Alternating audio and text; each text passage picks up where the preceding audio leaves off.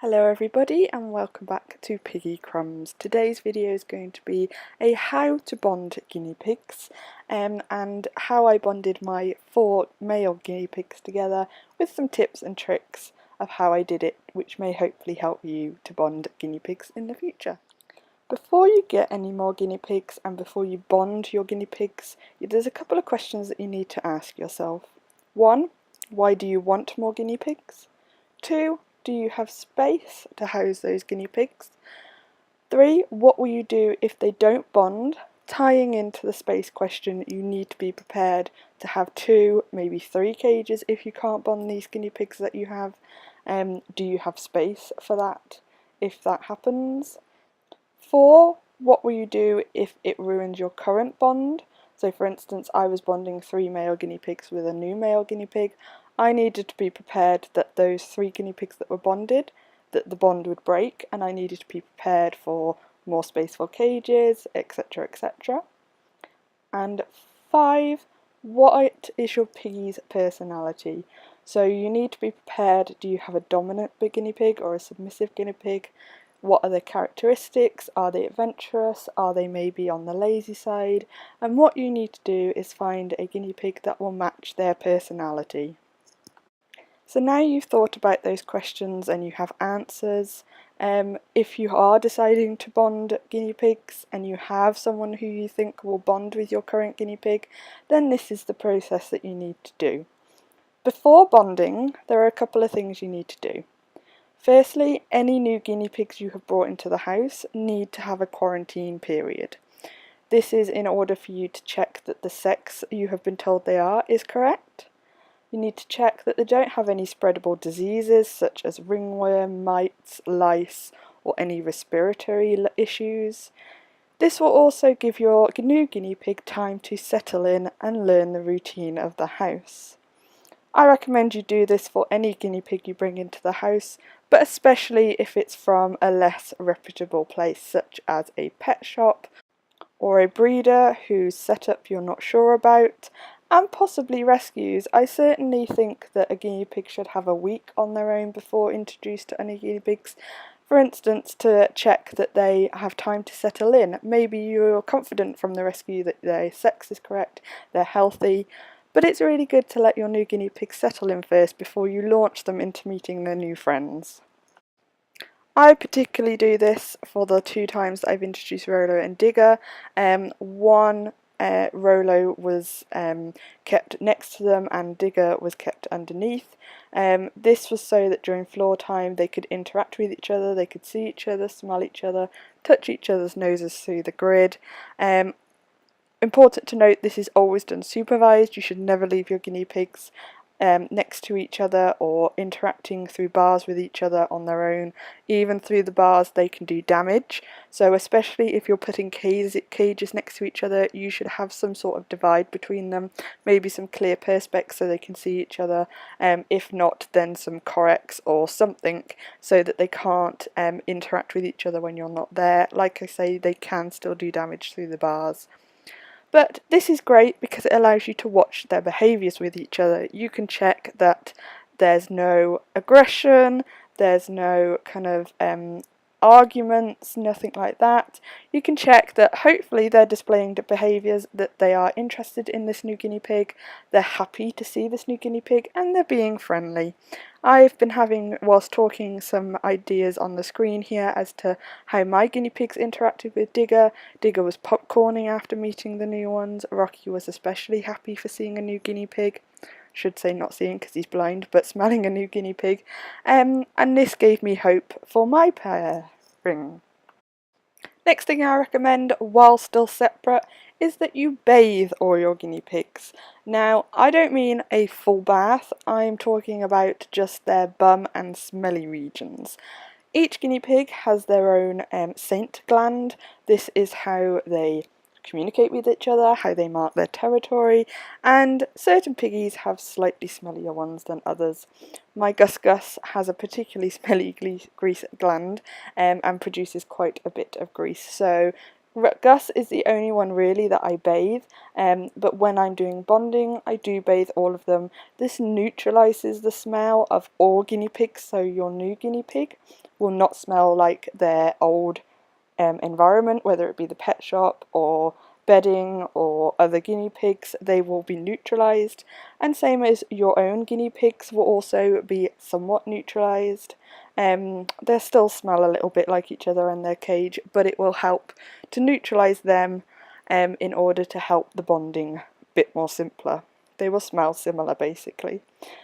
Ideally, the best thing to do then is to put them in a clean cage so they haven't got any of that smell, and then the next day, hopefully, bonding will begin.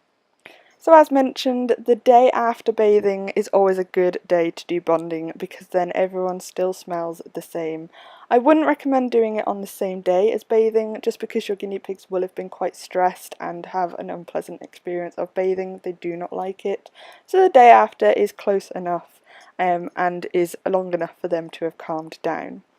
So on the day of bonding, you will want to set up a bonding pen. This will be in a neutral area if possible. I know it's not always possible, but a neutral area if possible. If this isn't possible, then ensure that you fully vacuum and clean any materials that you are using, that you have on the floor. This is so you want it to smell as neutral as possible. Remember, we want every guinea pig to feel like this is a new environment so that there is no dominance and no "this is mine" mentality.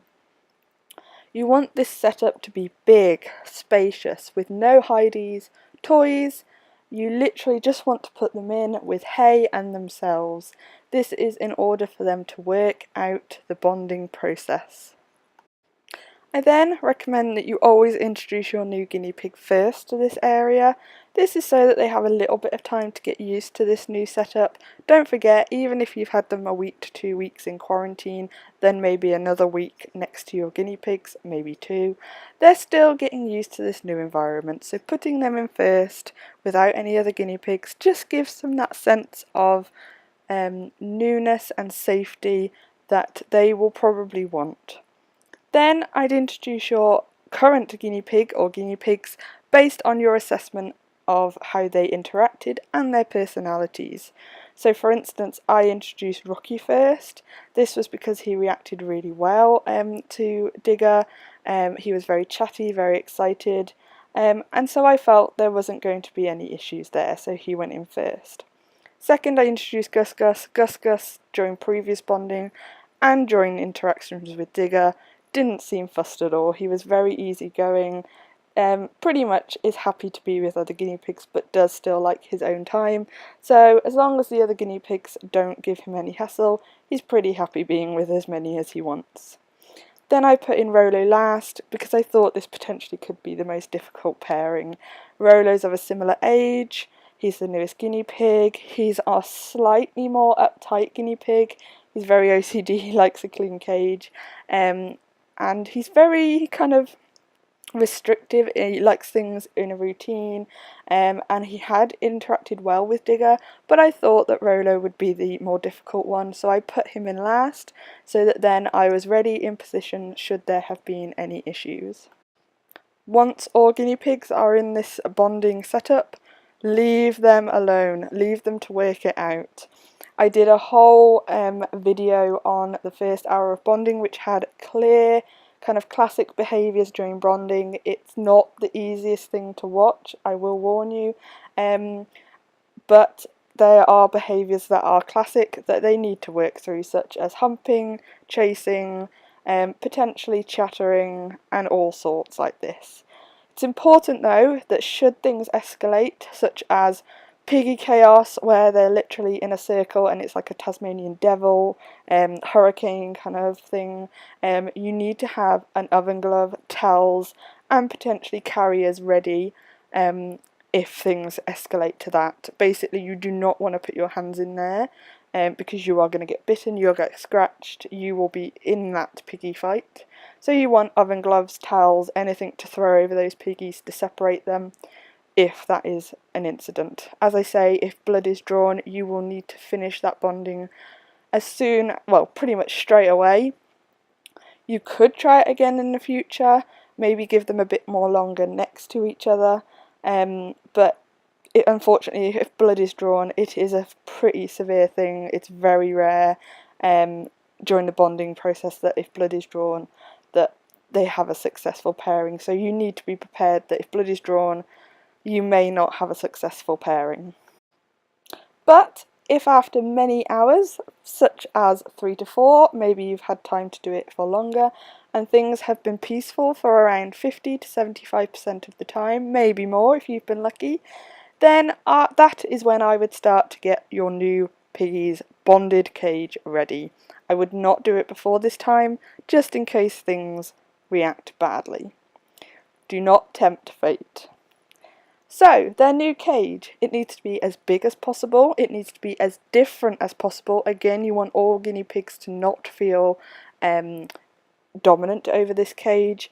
If you can't make it different, such as location or setup, then avoid any particularly dominant areas. So if you can thoroughly clean everything, if you can provide any new stuff, that is great. You want this cage to feel like the new guinea pig's cage as much as your current guinea pigs. It needs to feel fresh, new, in any way possible that you can. When you introduce your guinea pigs to this new cage for the first time, you need no closed houses or areas. There needs to be at least 2 entrances and exits on everything. This is in case, unfortunately, that in the future they decide that they can't be bonded. As discussed, this needs to be fully cleaned.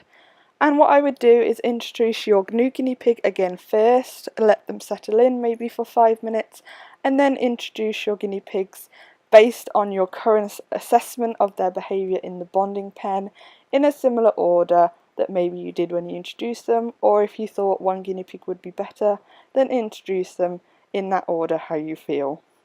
But you need to have a backup ready just in case they do not bond again. You still need some sort of option if at any point they need to be split up. So continue watching them for around 1 to 2 weeks, and by then I would probably suggest you have a successful bond. However, be prepared that your bond could change at any time within 6 months, especially if you have a young guinea pig.